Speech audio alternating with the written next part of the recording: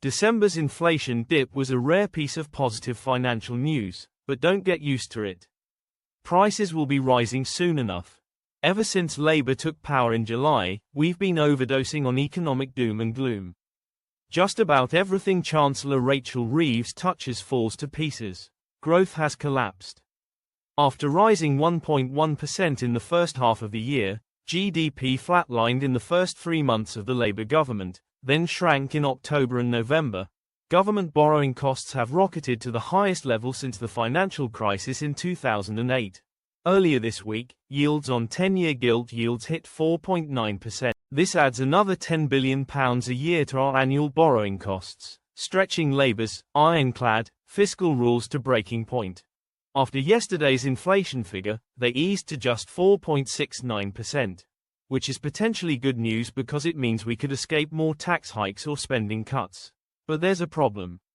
And as ever these days, Reeves is at the heart of it. Inflation may have dipped in December, but it's expected to start climbing again in 2025. Pantheon Macroeconomics said prices will jump to 2.8% in January.